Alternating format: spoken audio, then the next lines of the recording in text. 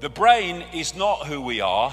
It is a processor of information and a communicator of information. As this man rightly said, looking for consciousness in the brain is like looking inside a radio for the announcer. The radio is just decoding information. That's what the brain body is doing. The brain is dark but sees light. How is that possible? How can my brain be totally dark and I see this light? Because that light in its prime form, like everything else, is just an information source. And I'm decoding that information source in here into the visual reality of light, because that's what the information contains. Thus, that's what it manifests when I decode it. So, this is right. There is no spoon. It's not the spoon that bends, it is only yourself. Because that spoon only exists in that form when you decode it from energetic information. Information is encoded in what we call light. White light contains all the colors of the spectrum. Isaac Newton called the rainbow a spectrum because out of the Latin word for apparition or phantom, that's where we get the word spectre from. And colors are frequencies. They're just different frequencies, and when we decode them, we see that color. We think those flowers are red and yellow. They're not. Nothing has any color. The color is decided in our perception of it by whether it reflects certain frequencies or whether it absorbs certain frequencies. We're only seeing light that reflects. Thus, we're only seeing that color which is reflected by the object. Therefore, it seems to be that color. Light radiation is information, and the frequency or wavelength vibration is its delivery system. The information dictates the frequency. This is mainstream science. They talk about dark energy, dark matter. So you have this massive area of stuff they say exists in this universe which we can't see.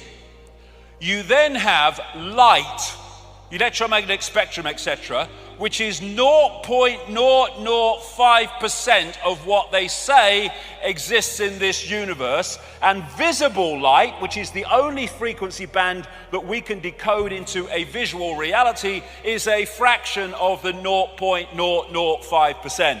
This is the visible spectrum within the electromagnetic spectrum. Look at it, it's tiny. And that's all that we can see. We are in a frequency band. We call it the world, we call it reality, but there are other frequency bands interpenetrating this one, like radio stations and television stations, sharing the same space. And what you perceive is what you can decode, what you are. And so through the body we perceive in a visual sense what the body can decode, which is this little band of frequencies. So what is the universe? It is information. And what is the universe? It is information decoding information. When you put a disk in a computer, it's information. The computer is information. It decodes the information. One part of information is encoded to be decoded. One information source is encoded to decode. And that's exactly how our reality works, except the body is decoding and also encoding. The brain is massively part of the decoding system of this wireless cosmos. We do not have empty space between us. We have energy. We have electromagnetic energy. And we have in that energy information.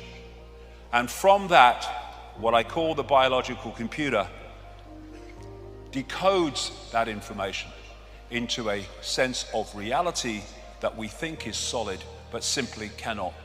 And the most dense of things, rocks, mountains, however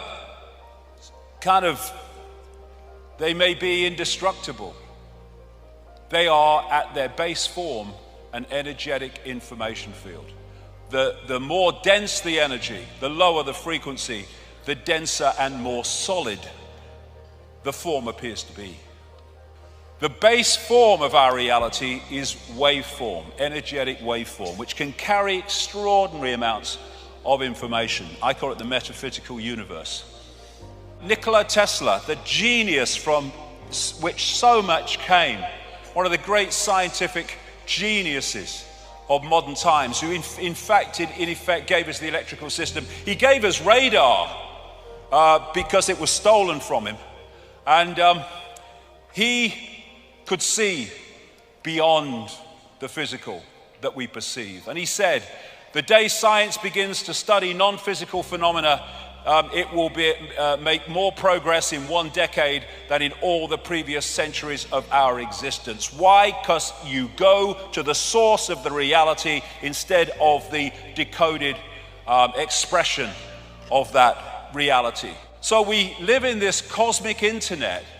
On one level, it operates on an electromagnetic level. Of course, the brain is working electrically as it interacts with it. So what is the internet? People say, well, it's like pictures and text and colors on a screen. Well, yes, it is, but only on the screen. Everywhere else, it's electronic circuits and all that gadgetry. What is television? Well, it's pictures on a screen. Yes, it is, but only on the screen. Everywhere else, television, in the analog sense, is frequency fields or the electrical kit that they do now with digital. And our body, mind, the body-mind as I call it, is like a computer system which allows us to experience this reality. If you look at the body, it's just like a computer in its basic sense. When the computer don't work anymore, won't switch on, what do you say? My computer's dead. It goes into sleep mode to save energy. It has an antivirus system. That's our immune system. Best antivirus system ever. The brain is the central processing unit. And then you have DNA, which is basically the hard drive. And the senses are decoding systems, decoding information into a form that the brain can decode. So the senses are taking waveform information, vibrational information, they're turning into electrical information, they are communicating it to the brain, which then decodes that into a sense of reality we call the world we live in. The motherboard of the body, that is the system of meridian lines of energy used in acupuncture, which take information around the body.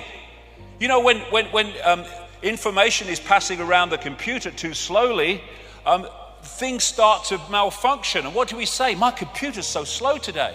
Yes, because the information is not passing around at optimum level. When the information is not passing around these chakra systems and meridian line systems, then the computer malfunctions. We call it dis-ease, disharmony.